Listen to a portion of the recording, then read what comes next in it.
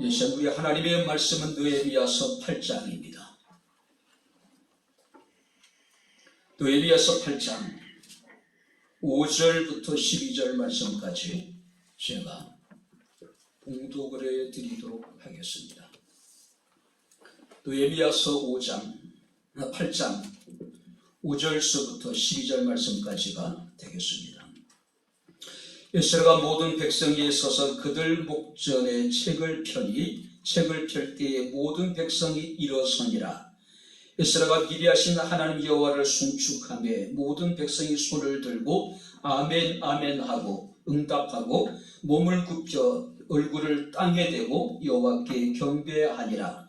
예수아와 바니와 세레바와 야민과 압국과 사부대와 호디야와 마아세와 그리다와 아사랴와 요사박과 하난과 브라야와 레이 사람들은 백성이 제자리에 서 있는 동안 그들에게 율법을 깨닫게 하였는데 하나님의 율법을 낭독하고 그 뜻을 해석하여 백성에게 그 낭독하는 것을 다 깨닫게 하니 백성이 율법의 말씀을 듣고 다 우는지라. 총독 느헤미야와 제사장 겸 학사 에스라와 백성을 가르치는 네 사람들이 모든 백성에게 이르기를 오늘은 너희 하나님 여호와의 성일이니 슬퍼하지 말며 울지 말라 하고, 느헤미야가 또 그들에게 이르기를 너희는 가서 살찐 것을 먹고 단 것을 마시되 준비하지 못한 자에게는 나누어 주라. 이날은 우리 주의 성일이니 근심하지 말라.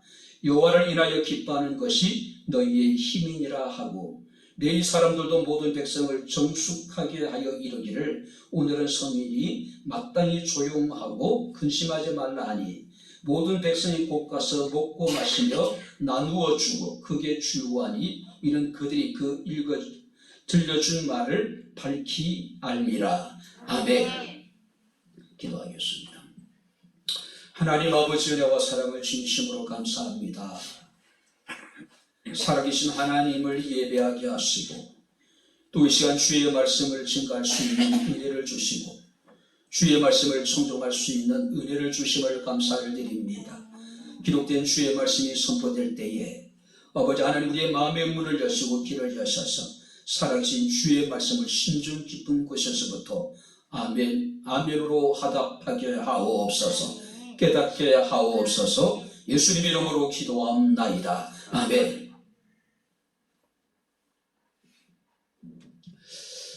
할렐루야. 우리가 이스라엘 역사를 보게 되면은 다윗의 아들 솔로몬에 이르기까지는 이스라엘은 통일 왕국 시대를 이렇게 이제 보내가 됩니다. 그러나 솔로몬의 아들 이후에 그 르호보암이 이스라엘의 왕이 됩니다. 그때 이제 북쪽에 있는 10지파가 여로보암을 중심으로 해가지고 왕국을 분열하게 됩니다. 분열된 북쪽을 우리가 일반적으로 이스라엘이라고 부릅니다. 그 북쪽의 왕국에 이렇게 이제 주된 지파가 에브라임이기 때문에 북쪽을 또 에브라임이라 부르기도 하고, 북쪽의 수도가 사마리아이었기 때문에 사마리아라고 부르기도 합니다. 자, 반면에 남쪽은 이제 유다라고 우리가 부르게 됩니다. 남쪽의 수도가 예루살렘이었기 때문에 또 예루살렘이라고 칭하기도 합니다. 자, 이 왕국이 분열되고 난 이후에 주전 722년경에 북이스라엘이 아수르라고 하는 나라에 의해 가지고 결국 멸망을 하게 됩니다. 그리고 다시 이제 남쪽 유다 역시 주전 587년에 바벨론에 의해 가지고 멸망을 당하게 됩니다. 그러니까 많은 사람들이 칼에 이제 죽임을 당하게 되고, 많은 사람들이 포로로 사로잡혀가게 되고, 많은 사람들이 이 팔레스타인 지역을 떠나서 애굽이라든지 다른 곳으로 망명을 하게 되는 모습을 우리가 보게 됩니다. 자, 그런데 유다의 멸망에 대해서 이미 주님께서는 선지자 예레미야를 통해서 말씀을 하셨습니다. 우리가 예레미야 25장 11절 말씀을 보게 되면은 이 온 땅이 황폐하여 놀림이 될 것이며 이 나라들은 70년 동안 바벨론 왕을 섬기게 될 것이다. 예루살렘이 멸망을 당하게 될 것이고 70년 동안 이스라엘 유다 백성들은 바벨론의 포로로 사로잡혀가게 될 것이라는 이야기예요. 그리고 때가 차면 하나님께서 그들을 다시 예루살렘으로 돌이키실 것이라고 말씀을 하셨습니다. 자, 예루살렘을 멸망시킨 이 바벨론이라고 하는 국가 역시도 주전 539년에 새로운 신흥 강국이었던 페르시아 제국에 의해 가지고 완전히 멸망을 당하게 됩니다. 그때 페르시아 황제가 고레스라고 하는 인물이에요. 자, 이 고레스는 바벨론을 멸망시키고 난 다음 해에 고레스 칙령이라고 하는 것을 발표를 해요. 고레스 칙령. 근데 그 고레스 칙령의 핵심이 뭐냐면은 바로 바벨론에 사는 모든 유대인들은 잃어버린 고토 예루살렘으로 돌아가라는 이야기예요.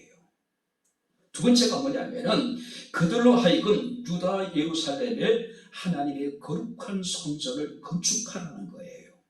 세 번째가 뭐냐면은 그 예루살렘에 남아있는 주민들은 기쁜 마음으로 예물을 드려서 성전을 건축하는 일에 도우라고 하는 그 내용입니다. 이것이 고레스 칙령이에요.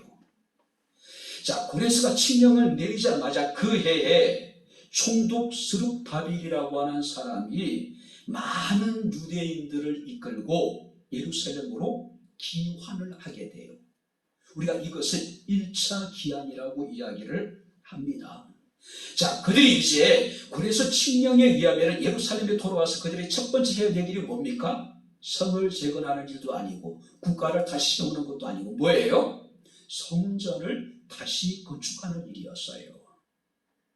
그런데 정말로 그들이 바벨론의 포로로 사로잡혀 있을 때는 성전에 대한 그리움, 성전에 대해 정말로 절박한 마음이 있었는데 막상 예루살렘으로 돌아와 보니까 자신이 먹고 사는 일에 그들은 분주해지기 시작했어요. 자신의 집을 치장하고 정말로 고가의 가구를 들인 일에 그들은 열심을 가지게 되는 겁니다. 그러다 보니까 정작 하나님의 성전을 건축하는 일은 그들의 삶의 우선순위에 있어서 늘 뒤쪽으로 밀릴 수밖에 없었다는 거예요. 자, 그러던 차에 우리가 잘 알고 있는 학개라고 하는 선자가 등장합니다. 또 스가랴라고 하는 선자가 등장을 해요. 우리가 학개 1장 4절 말씀을 보게 되면은 이 성전이 황폐하였거늘 너희가 이때에 판벽한 집에 거주하는 것이 옳으냐? 너희 행위를 돌아보라고 이야기를 해요. 그래서 칙령에 의하면은 유다 백성들이 예루살렘으로 돌아가게 한 목적이 뭐냐면 성전을 건축하는 것이었습니다. 그런데 그들은 정작 성전을 건축하는 일은 그들에게서 늘 뒷전이었어요. 자신의 집을 짓고 또 아름답게 집을 치장을 하고 고가의 가구를 드리고 오직 자신의 일에만 그들이 정신이 없었단 말이에요. 바로 학개 선제를 통해서 스가랴 선제를 통해서 너희 행위를 한번 자세히 살펴보아라. 너희 행위가 정말 옳으냐? 하나님의 성전이 황폐하였거늘 너희가 이때에 너희 집을 치장을 하고 고가의 가구를 드리는 것이 옳으냐라고 하는 책망을 받고 그들은 자신의 잘못을 뉘우치게 됩니다. 그리고 그들은 예루살렘의 성전이 파괴된 지 딱 71년 되는 해에 무너져버린 예루살렘 성전을 다시 재건하게 돼요. 아니, 재건이라기보다는 새로운 성전을 건축하게 됩니다. 바로 그것을 우리가 이제 성경을 보게 되면은 스룹바벨 성전이라고 이야기를 해요. 자, 성전은 건축이 되어졌습니다. 근데 문제는 뭐냐면은 그들이 성전에서 어떻게 제사를 드려야 될지 어떻게 예배를 드려야 될지 그들은 알 수가 없었던 거예요. 정작 성전은 건축을 했는데 그 성전 안에서 이루어지는 하나님에 대한 예배가 이루어지지 않았던 거예요. 그러던 차에 80년이 지난 후에 학사 에스라라고 하는 사람에 의해 가지고 많은 유대인들이 다시 예루살렘으로 귀환을 하게 됩니다. 우리가 이것을 제2차 기환이라고 이야기를 합니다. 자, 에스라는 예루살렘에 돌아오자마자 하나님의 말씀을 듣지 못했던 사람들, 또 하나님의 말씀을 들었다 하더라도 그 뜻을 깨닫지 못한 사람들에게 하나님의 말씀을 가르치기 시작을 한 거예요. 수르바벨에 의해서 성전이 재건됐다면 에스라에 의해 가지고 하나님의 율법이 다시 유다에 세워지게 되는 겁니다. 자, 그리고 이제 다시 14년 후에 주전 444년에 그러니까 그 느헤미야라고 하는 인물이 등장을 해요. 느헤미야는 바로 페르시아 제국의 황제의 술 맡은 관원장, 굉장히 높은 고관직에 있었던 인물입니다. 자, 이 느헤미야는 황제의 허락을 받고 많은 유대인들을 데리고 다시 예루살렘으로 돌아옵니다. 그리고 이제 이 느헤미야가 한 일이 뭐냐면은 무너져버린 예루살렘의 성벽을 다시 재건하는 일이었어요.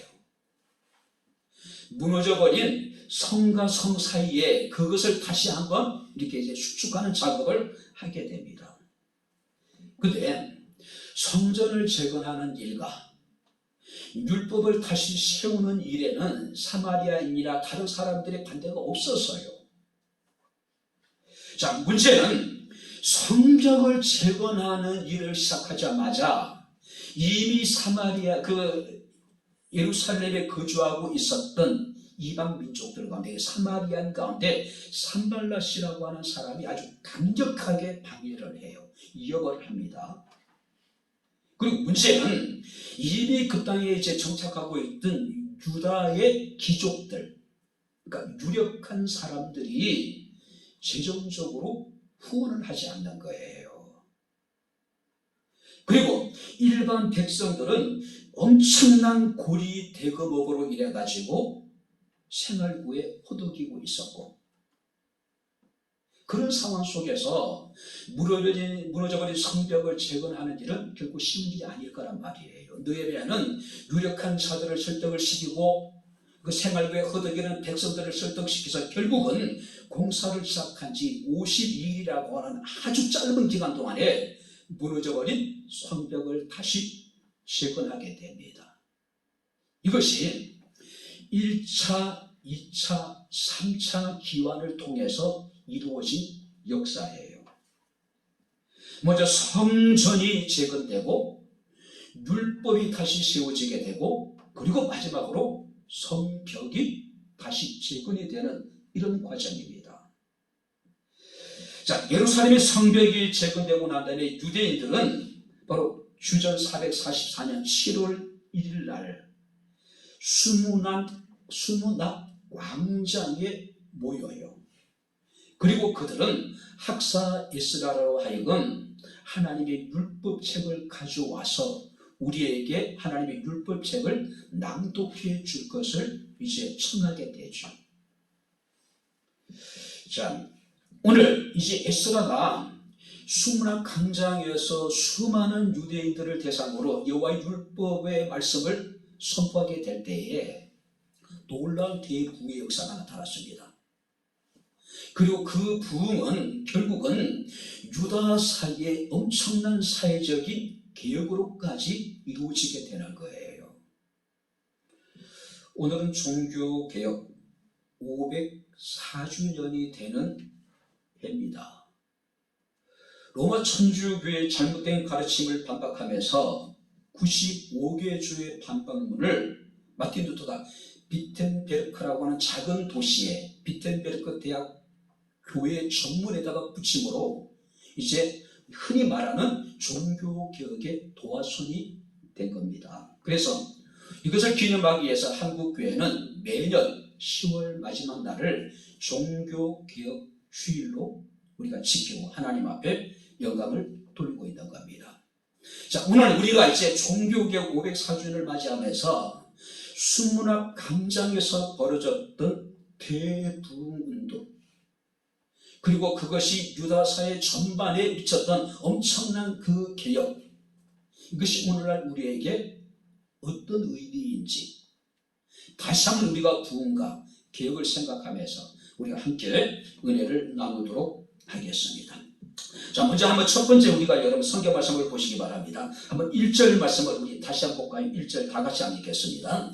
이스라엘 자손이 자기들의 성읍에 거주하였더니 일곱째 달에 이르러 모든 백성이 일제히 수문 앞 광장에 모여 학사 이스라엘에게 여호와께서 이스라엘에게 명령하신 모세의 율법책을 가져오기를 청하고, 그 다음에 2절 말씀을 보게 되면은 에스라가 율법책을 가지고 회중과 곧 남자와 여자나 알아들을 만한 모든 사람 앞에 이르고, 그 다음에 3절 말씀 보니까 수문앞 광장에서 새벽부터 정오까지 남자나 여자나 알아들을 만한 모든 사람 앞에서 읽음에 뭇백성이 그 율법책에 귀를 기울였다.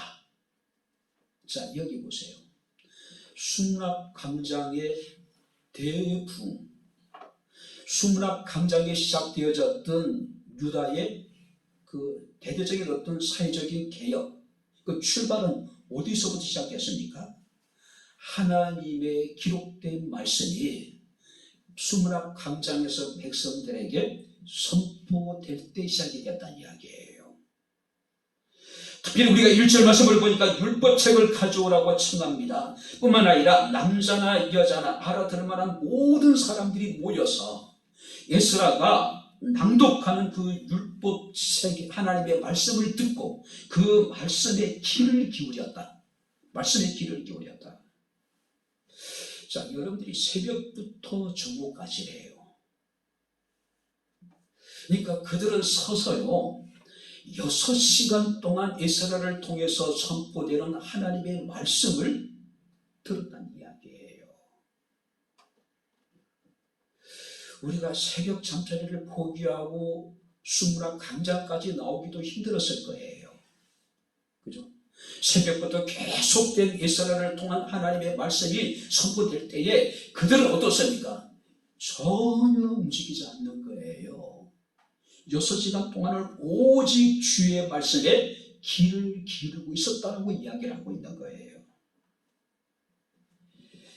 이것은 유다 백성들이 얼마나 하나님의 말씀에 갈급해 있었는가를 우리에게 그대로 보여주고 있는 겁니다.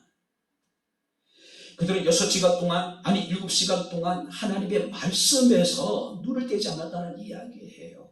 오직 주의 선포되는 말씀에 귀를 기울이고 그 말씀을 그들은 온전히 신뢰했다는 이야기예요. 기쁨으로 받았다는 이야기예요.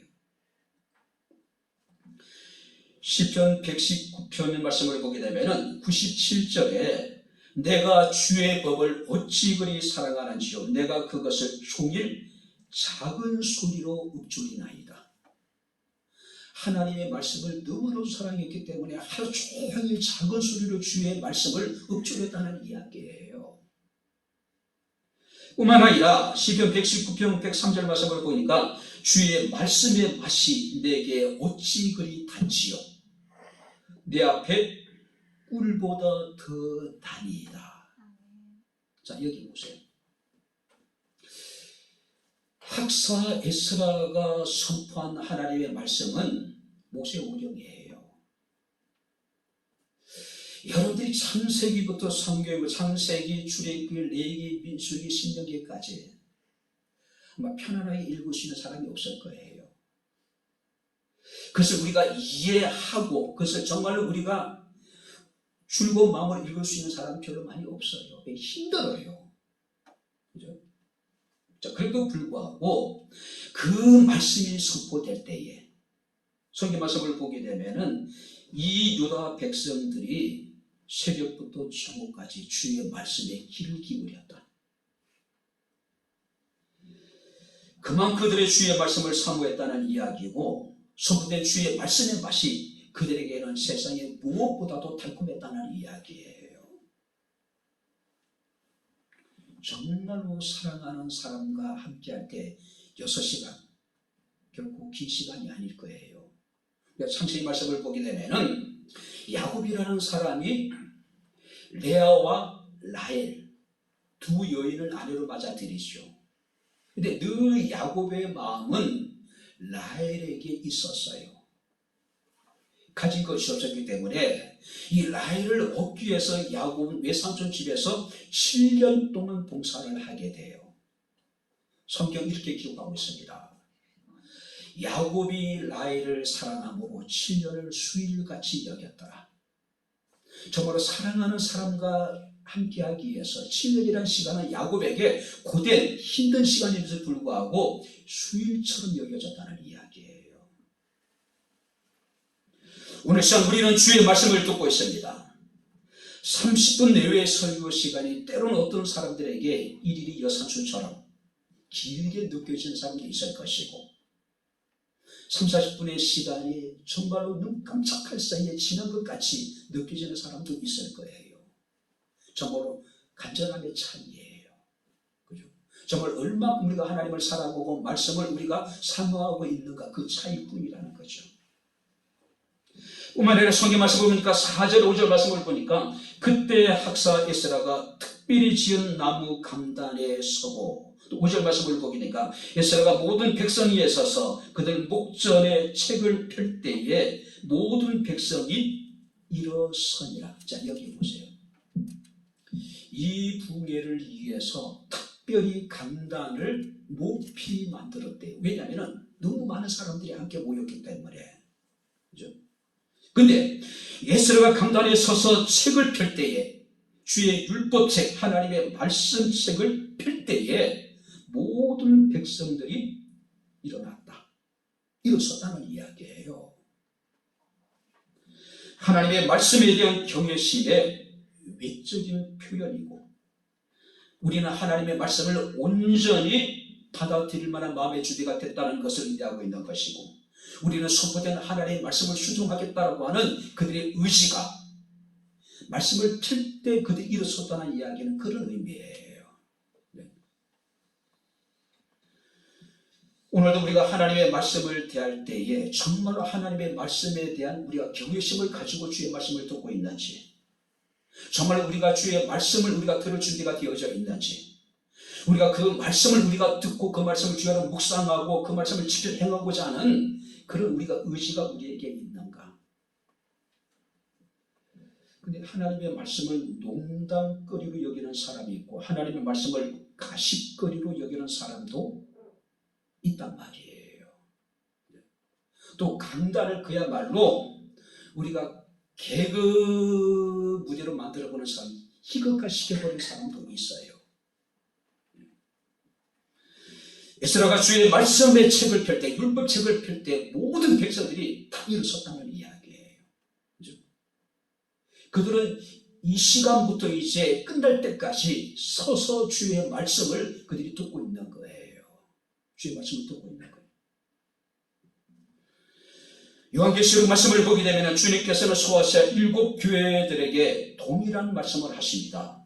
귀 있는 자는 성령의 교회들에게 하시는 말씀을 들을지어다. 할렐루야. 들을 귀가 있는 사람은 들으란 이야기예요. 그죠? 우리가 같은 공간에서 같이 우리가 예배를 드리고 같은 설교를 통해서 같은 설교를 들으면서도 불구하고 우리가 귀가 닫혀지는 사람들이 있어요. 마음의 문이 꼭 닫혀져 있는 사람들이 있어요. 하나님의 말씀이 아무리 얘기하더라도 이미 닫혀진 마음의 사람들의 문을 뚫고 들어가시기 힘든 거예요. 뿐만 아니라 우리가 6절 8절 말씀을 보게 되면 에스라가 위대하신 하나님을 송축했습니다. 그러자 백성들이 손을 들고 아멘 아멘 하고 응답하고 몸을 굽혀 얼굴을 땅에 대고 여호와께 경배하니라. 자, 이게 보세요. 에스라가 주의 말씀을 선포하기 전에 먼저 위대하신 하나님을 찬양합니다. 그죠?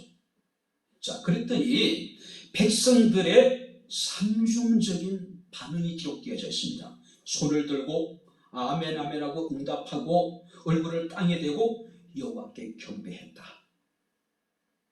손을 들었다고 하는 것은 나는 위대하신 하나님을 의지할 수밖에 없는 부족한 존재입니다. 나를 도와주셔서. 또 아멘 아멘 했다라고 하는 것은 위대하신 하나님의 말씀에 대해서 내가 전적으로 동의합니다. 할렐루야. 뿐만 아니라 몸을 굽혀서 얼굴을 땅에 대고 경배했다는 이야기는 위대하신 하나님에 대한 공경심을 그들은 외적으로 표현한 거예요. 말씀이 선포될 때에 그들은 모두 일어섰습니다. 말씀을 들을 만한 모든 사람들이 다 일어선 거예요. 말씀이 선포되기 전에 주의 말씀을 그들이 여호와를 송축할 때에 백성들이 손을 들고 아멘 아멘 하고 뿐만 아니라 그들은 얼굴을 땅에 대고 여호와께 경배했다. 우리에게 과연 이런 감격이 있는가? 정말 이런 기쁨이 있는가? 우리 자신을 한번 돌아볼 필요성이 있는 거예요. 오늘 그래 보니까 미국인들의 어떤 이제 농담에 보게 되면은 거북이 크리스찬이 있대요. 거북이 크리스찬. 한국 사회에 썬데이 크리스찬들이 있죠. 주일날만 잠시 나와서 예배를 드리는 그리스도인. 일반적으로 새는 9일 동안 아무것도 먹지 않아도 생존할 수 있대요. 사람은 12일 아무것도 안 먹고 개는 20일을 견딜 수 있대요. 근데 거북이는요 500일 동안 아무것도 안 먹고도 생존이 가능하대요. 자, 여기서 거북이 크리스찬이라는 어떤 의미냐면은 참된 하나님의 양식인 주의 말씀 없이도 살아갈 수 있는 사람들. 한 주, 두 주뿐만 아니라 1년, 2년을 주의 말씀을 우리가 듣지 않고도 주의 말씀을 먹지 않고도 살아가는 사람들, 교회 다니는 사람들. 그런 사람들을 거북이 크리스찬이라고 이야기를 한다 그래요. 우리는 한 끼 안 먹으면 저 같은 경우는 예전에는 금단 현상이 나타나더라고요. 손이 떨려요. 앞이 안 보여요. 혈압이 막 올라가는 것 같고 맥박이 빨라져요. 빨리 뭔가 먹어야 돼요. 근데 우리가 하나님의 참된 양식인 하나님의 말씀을 우리가 일주일, 2주일, 한 달, 1년 동안 우리가 먹지 않고도 생존하는 그리스도인이 많이 있어요. 그런 사람들을 거북이 크리스찬이라고 이야기하는 거예요. 종교 개혁을 시작했던 마틴 루터가 어느 날 빵을 먹고 있는데 반려견이 옆에서 마틴 루터를 뚫어지게 쳐다보더래요. 그 반려견이 마틴 루터를 뚫어지게 쳐다보는 이유는 뭡니까? 언제 내 주인이 빵조각 하나를 내게 던져줄까? 정말로 절박한 심정으로 애처로운 눈길로 쳐다보더래요. 그때 마틴 루터가 하나님 앞에 정말로 회개했다 그래. 눈물을 흘리면서 내가 주의 은혜를 저렇게 사모할 수 있다면 얼마나 좋을까. 참된 양식이 하나님의 말씀이 없이도 하나님의 은혜를 입지 않고도 살아갈 수 있다면 그야말로 그것은 대단한 것이죠. 근데 우리 그리스도인은 그렇게는 살아갈 수 없는 존재들이라는 거예요. 오늘 우리에게 가장 중요한 것이 뭡니까? 가장 우리에게 필요한 건 뭡니까? 참된 하나님의 말씀이 올바로 선포되고 주의 성도들이 주의 말씀을 정말로 간절히 사모하는 마음, 말씀이 살아 역사하는 그런 것이 우리에게 지금 필요하지 않을까요? 종교개혁의 3대 핵심 원리가 있습니다. 오직 성경입니다. 하나님 말씀으로 돌아가자는 것. 두 번째가 뭐냐면 오직 은혜입니다. 세 번째가 뭐냐면 오직 믿음이에요. 가장 중요한 것은 오직 성경의 말씀이에요. 진정한 부흥은 진정한 개혁은 하나님의 말씀으로부터 시작된다는 사실을 기억하시게 되기를 바랍니다. 할렐루야. 오직 주의 말씀. 정말 그러기 위해서 우리가 간절히 사모하는 마음이 우리에게 있어야 된다는 거죠. 특별히 성경 말씀을 보게 되면 우리가 말씀을 사모한다는 것은 결국 하나님을 갈망한다는 것이죠. 그래서 우리가 시편 123편 3절에 상전의 손을 바라보는 종들의 눈같이, 여주인의 손을 바라보는 여종의 눈같이 우리 눈이 여호와 우리 하나님을 바라보며 우리에게 은혜 베풀어 주시기를 기다리나이다. 할렐루야. 종은 오직 상전의 손만을 바라봐요. 상전이 주는 것으로 종은 하루하루를 살아갈 수밖에 없어요. 그래서 시인은 상전의 손을 바라보는 종들의 눈같이, 여주인의 손을 바라보는 여종의 눈같이 우리 눈이 우리 하나님을 바라보며 우리에게 은혜 베풀어 주시기를 기다린다라고 이야기하고 있는 거예요. 뿐만 아니라 우리가 시편 119편 13절 말씀을 보게 되면은 내가 주의 계명들을 사모함으로, 한번 따라해 보시기 바랍니다. 내가 입을 열고 헐떡였나이다. 내가 하나님의 말씀을 사모하기에 내가 입을 열고 내가 헐떡였다. 정말 우리가 헐떡일 정도로 주의 말씀을 사모하는 마음이 우리에게 있는가? 그죠? 시편 42편 1절 말씀을 보게 되면 하나님의 사슴이 시냇물 찾기에 갈급함같이 내 영혼이 주를 찾기에 갈급하나이다. 목마른 사슴이 시냇물 찾기에 갈급함같이 내 영혼이 주님의 은혜를 내가 갈구한다는 이야기예요. 진정한 부흥, 진정한 개혁은 참된 하나님의 말씀이 그대로 선포될 때 시작이 됐고 역사되어졌다는 사실을 믿으시기 바랍니다. 할렐루야. 여기에 어떤 재미난 이야기나 간증이나 이렇게 요 필요 없어요. 하나님의 말씀만이 그대로 선포된 거예요. 뿐만 아니라 우리가 성경 말씀과 두 번째는 뭡니까? 이제 9절 말씀을 보도록 하겠습니다. 9절 다 같이 읽겠습니다. 백성이 율법의 말씀을 듣고 다 우는지라 총독 느헤미야와 제사장 겸 학사 에스라와 백성을 가르치는 네 사람들이 모든 백성에게 이르기를 오늘은 너희 하나님 여호와의 성일이니 슬퍼하지 말며 울지 말라. 두 번째는 뭘까요? 진정한 부흥과 진정한 여러분들이 개혁은 하나님의 말씀을 듣고 그 말씀을 통해서 자신의 죄를 깨닫고 회개하는 겁니다. 회개 운동이에요. 그 낭독하는 것을 다 깨닫고, 자 여기 보세요. 하나님의 말씀이 선포될 때 모든 말씀을 그들이 들으면서 아멘 아멘 했습니다. 그런데 그들이 회개가 시작된 것은 언제일까요? 선포된 주의 말씀을 그들이 다 깨닫게 될 때, 말씀을 깨닫게 될 때, 같은 시간 같은 설교를 통해서 같은 설교를 들어도 은혜를 받지 못한 사람이 있습니다. 아니 은혜는 고사하고 오히려 시험에 드는 사람이 있어요. 오히려 말씀에 분노하는 사람도 있어요. 반면에 어떤 사람들은 말씀을 듣고 깨닫고 은혜를 받습니다. 감동의 눈물을 흘리기도 해요. 회개하기도 합니다. 왜 이런 일이 벌어질까요?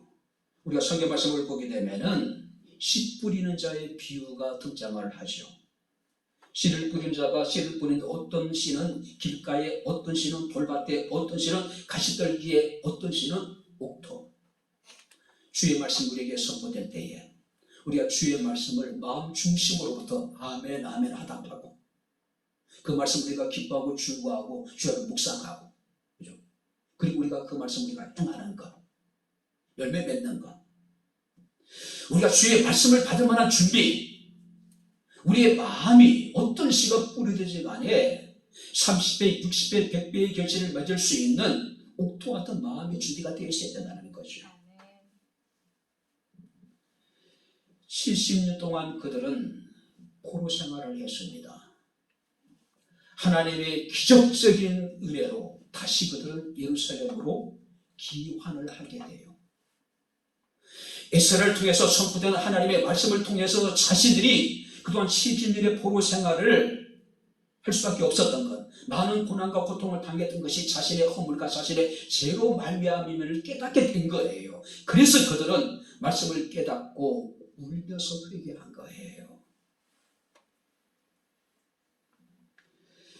에스겔서 36장 37절 말씀을 보게 되면 이렇게 기록되어 있습니다. 하나님이 예루살렘의 회복에 대해서 말씀을 하셔요. 그러나 다음에 나 주 여호와가 말하노라. 그래도 이스라엘 족속이 이와 같이 자기들에게 이루어 주기를 내게 구해야 할지니. 비록 하나님이 약속을 하셨더라도 하나님의 그 약속이 내게 이루어지기를 위해서 하나님께 기도하라는 이야기예요. 기도하라는 이야기. 오늘 유다 백성들에게는 놀라운 감격이 있었습니다. 선포된 주의 말씀을 통해서 자신들의 지난날의 죄를 깨닫게 되고, 그리고 자신이 겪었던 모든 고통이 죄로 말미암은 것이었음을 깨닫고, 그들은 회개합니다. 눈물을 흘리기 시작해요. 말씀을 깨닫을 때 우리에게 이런 감격이 있어야 되지 않을까요? 말씀에 감동하고, 그리고 우리가 회개하고, 그죠? 우리에게는 이런 감격이 있을까요? 우리는 자신의 일에 너무 분주한 겁니다. 그래서 정작 하나님의 말씀에 대해서 우리는 관심을 둘 여유가 없는 거예요. 자신의 생활이 너무나도 바쁘고 분주하기 때문에 우리가 죄라든지 회개라든지 이런 것에 대해서 우리는 인식할 수 있는 여유가 없는 거예요. 단지 우리가 일주일에 한 번씩 교회 나와서 예배를 드리면 됐지, 굳이 이하면 우리 목사님이 재밌게 정말 1시간 동안 깔깔거리면서 웃으면서 예배 드릴 수 있도록 해주면 정말로 가장 좋은 거죠. 따분하게 앉아가지고 주의 말씀을 고주할, 매주할, 이것이 어떤 의미인지 자세하게 설명하고, 불편하잖아요. 그죠? 집안에 있는 우리가 안락한 소파에 앉아있는 것도 아니고 따뜻한 의자에 앉아가지고 곤혹스럽잖아요. 오늘 진정한 부흥은 주의 말씀이 온전히 바르게 선포되고, 그 말씀을 통해서 우리의 죄를 인식하고, 그리고 우리가 눈물을 흘리면서 회개할 때 시작한다는 사실을 기억을 해야 돼요. 본 헤퍼라고 하는 목사님이 있습니다. 독일의 히틀러의 독재에 저항하다가 결국은 히틀러 를 암살하기 위한 모의를 벌였다가 결국은 세계 2차 대전이 끝나기 전에 발각이 돼가지고 사형을 당해요. 우리나라는 한 2년 동안 일반 국민들도 본 회퍼에 대해서 많은 사람들이 이렇게 이야기를 들을 수밖에 없었어요. 왜냐하면 강화문에서 태극기 집회를 하시는 모 목사님이 입만 열면은 본 회퍼의 이야기를 했기 때문에 미친 기관사는 기관차에서 끌어내려야 된다 라고 얘기를 했죠. 근데 전혀 잘못된 거예요. 본 회퍼에 대한 이해가 부족한 거예요. 자, 본 회퍼가 이야기한 가운데 여기 보세요. 값싼 은혜는 우리 교회의 치명적인 독이다. 여기서 값싼 은혜는 싸구려 은혜예요. 정말로 하나님의 은혜는 우리에게 소중한 것이고 가치 있는 것인데, 많은 목회자들이, 많은 성도들이 하나님의 그 고귀한 은혜를 싸구려 은혜로 전락시켜버린 거예요. 헐갑의 용서, 그러니까 싸구려 용서, 싸구려 위로, 싸구려 성만찬. 정확한 표현은 헐갑의 용서와 헐갑의 위로와 헐갑의 성만찬. 몰지각한 손으로 생각 없이 무한정 쏟아내는 은혜다. 싸구려 은혜다. 몰지각한 목회자들에 의해 가지고 생각 없이 무한정 쏟아내는 은혜다. 이 은혜는 하나님이 주신 은혜가 아니라 우리 스스로 취한 은혜에 불과하다. 그 다음에 싸구려 은혜가 뭘까요? 그리스도의 본받음이 없는 은혜. 십자가가 없는 은혜. 진정한 회개가 없는 은혜. 그리스도를 본받음도 없고 십자가도 없고 회개가 없는 그런 은혜. 이것을 본대포 목사님은 값싼 은혜, 싸구려 은혜라고 이야기를 하고 있어요. 정말 우리가 하나님께 받은 은혜가 가치 있는 값비싼 은혜가 되기 위해서는 그리스도를 본받는 우리의 삶이 있어야 된다는 거죠. 십자가의 고난이 우리에게 있어야 된다는 거예요. 그리고 진정한 회개가 반드시 우리에게 있어야 된다는 이야기예요.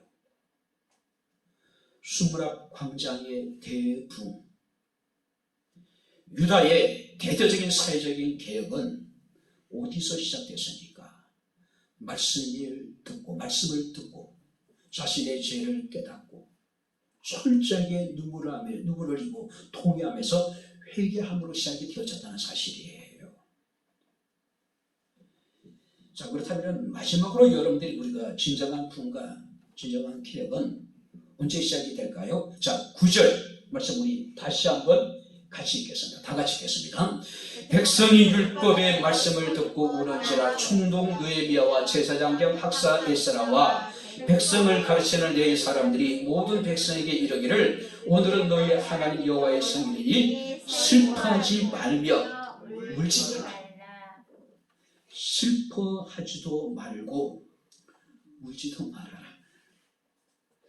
마치 윤건사님이 돌아가시기 전에 저희에게 하셨던 말씀 같아요. 나는 영원한 하나님의 나라에서 하나님 아버지와 함께 있게 될 테니까 울지도 말고 슬퍼하지도 말아라. 지금 느헤미야가 자기 백성들에게 이르기를 뭐라고 하니까 울지도 말고 슬퍼하지도 말아라. 그죠? 뿐만 아니라 우리가 10절 말씀을 보시기 바랍니다. 느헤미야가 또 그들에게 이르기를 너희는 가서 살찐 것을 먹고 단 것을 마시되 준비하지 못한 자에게는 나누어 주라. 이날은 우리의 주의 성일이니 근심하지 말라. 여호와로 인하여 기뻐하는 것이 너희의 힘이다. 그리고 11절 보시면 같이 읽겠습니다. 네 사람들도 모든 백성을 정숙하게 하여 이르기를 오늘은 성일이니 마땅히 조용하고 근심하지 말라. 오늘 11절 말씀 보니까 또 이렇게 얘기해요. 네 사람도 모든 백성을 정숙하게 하고 오늘은 성일이니 마땅히 조용하고 근심하지 말아라. 그리고 12절 보니까 모든 백성이 꼭 가서 먹고 마시며 나눠주고 크게 즐거워하고. 자, 여기 보세요. 진정한 부흥과 개혁은요, 참된 기쁨의 회복이 있어야 돼요. 참된 기쁨. 자, 주의 말씀을 통해서 그들은 자신의 죄를 깨달았습니다.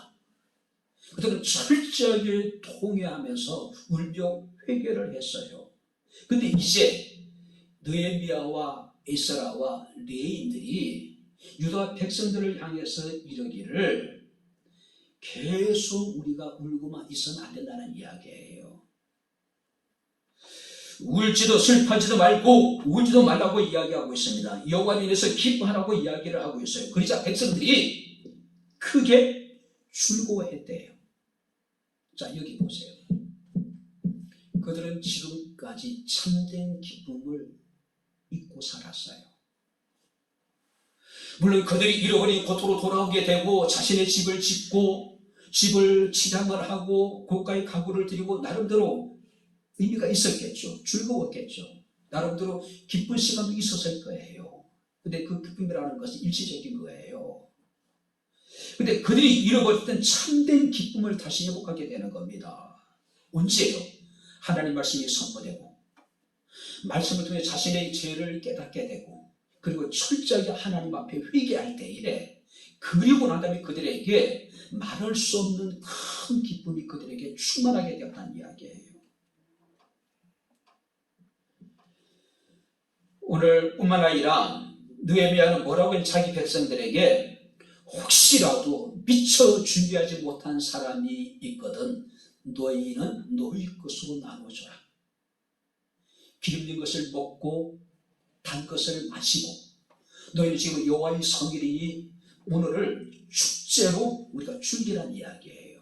문제는 미처 축제를 즐길 준비가 되지 못한 사람들, 그 사람 어떤 사람이 대부분은 가난한 사람들이고 나그네들이고 이방인들이에요.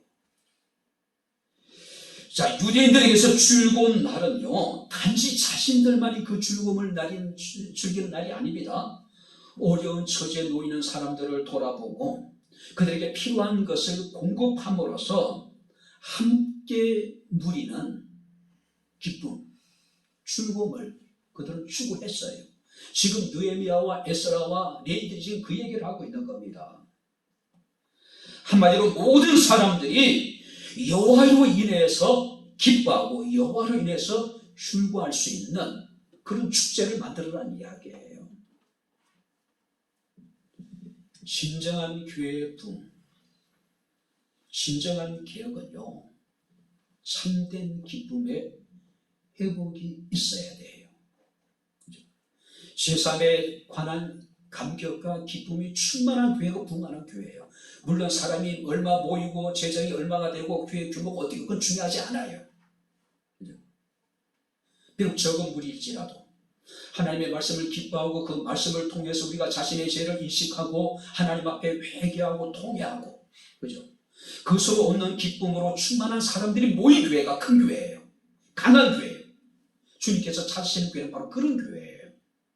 그리고 우리 백향목교회가 비록 적은 교회이지만은 하나님의 말씀을 우리가 온전한 믿음으로 아멘하고 말씀 속에서 내 자신을 돌아보고 나의 죄와 허물을 깨닫고 우리가 회개하고 그리고 하나님 우리에게 주시는 말할 수 없는 큰 기쁨으로 충만한 교회가 될 때에 비록 백향목교회는 작은 교회지만은 정말 힘있는 교회가 될 것이고 하나님이 사랑하시는 하나님이 기뻐하시는 그런 교회가 될 것입니다.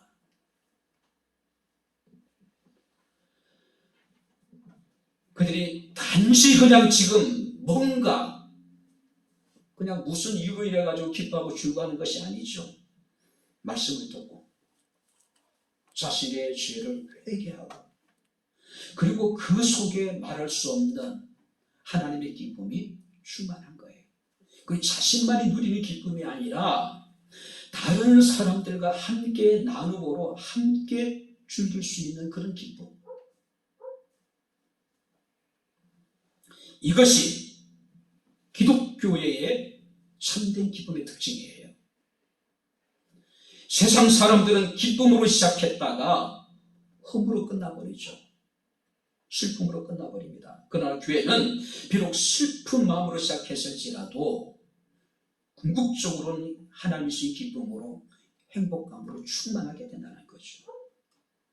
진정한 부흥감, 진정한 개혁은 바로 주의 말씀이 선포되고 참된 회개가 이루어지게 되고 참된 기쁨이 회복될 때 시작이 된다는 사실이에요. 이제 말씀을 정리하도록 하겠습니다. 종교개혁 504주년 기념주일입니다. 수문학 광장에서 벌어진 대부흥운동은 이제 하루로 끝나는 것이 아닙니다. 이 대부흥운동은 유다 사회의 전반적인 개혁으로까지 이제 발전하게 되는 거예요. 우리가 13절, 14절 말씀을 보게 되면은 다음날 에스라와 유다의 족장들과 종교 지도자들이 모여서 계속해서 하나님의 말씀을 연구를 해요. 그리고 15절부터 18절 말씀을 보게 되면은 여호수아 이후에 그들이 잊고 있었던 초막절을 그들은 기억하고 초막절을 지켜요. 그리고 이제 9장 1절 2절 말씀을 보게 되면은 이 초막절 이후에도 계속적인 유다 사회 안에서 회개 운동이 이어지게 됩니다. 그리고 더 나아가서 사회적으로 대대적인 변화가 일어나게 돼요. 우리가 10장 3절 말씀을 보게 되면은 유다 백성들이 이제는 이방인과의 혼인을 우리가 스스로 그들이 금하자. 스스로 금해요. 뿐만 아니라 30절 말씀을 보게 되면은 그들은 안식일과 안식년을 이제 지키기 시작합니다. 그리고 이제 35절, 37절, 38절 말씀을 보게 되면은 그들은 제사장과 레위인들을 위해서 11조를 드려요. 왜요? 제사장과 레위인들이 성전 안에 백성들이 11조를 드리지 않으니까 먹고 살기가 힘들어서 저 변방에 가가지고 화전을 일구고 농사를 짓는 거예요. 그래서 느헤미야가 백성들과 함께 더불어서 우리가 레위인들이 제사장들이 온전히 하나님의 성전을 섬기는 일에 전념할 수 있도록 그들이 11조를 시작하는 거예요. 그야말로 이것이 진정한 부흥이고 이것이 진정한 개혁이라고 이야기할 수 있을 겁니다. 수무랍 광장의 대부흥의 역사가 우리 백향목 교회에서도 일어날 수 있기를 기대해 봅니다. 수무랍 광장의 대부흥의 역사가 이 땅의 모든 교회에도 함께할 수 있기를 주님 이름으로 축원합니다. 기도하겠습니다. 하나님 아버지, 하나님의 은혜와 사랑을 진심으로 감사를 드립니다. 종교개혁 504주년을 맞이하며 예루살렘의 수문학 광장에 벌어졌던 대부흥운동과 유다의 아버지 하나님이여 종교적인 대개혁, 사회적인 대개혁의 모습을 우리가 살펴보았습니다. 참된 하나님의 말씀이 선포되는 교회, 말씀을 통해서 자신의 죄를 깨닫고 철저하게 하나님 앞에 회개 역사가 나타나는 교회, 또 참된 잃어버린 참으로 아버지 하나님 기쁨을 회복하는 교회, 그 대부흥의 역사가 우리 백향목 교회도 이 땅에 세워진 하나님의 거룩한 교회 속에서도 일어나게 하옵소서. 교회의 아버지 하나님의 변화를 통해서 세상이 변화되는 놀라운 역사가 있게 하옵소서. 예수님 이름으로 기도함나이다. 아멘. 이제는 우리 주 예수 그리스도의 은혜와 하나님의 크신 사랑과 성령님의 교통 조전의 제 충만 역사 인도하시니 거룩한 주의 날 살아계신 하나님을 영과 진리로 예배한 주의 사랑하는 모든 성도들 머리머리 위에 저들의 가정과 직장과 사업장과 이 교회와 이 나라 이 민족 위에 지금부터 영원토록 함께 있을지어다. 아멘.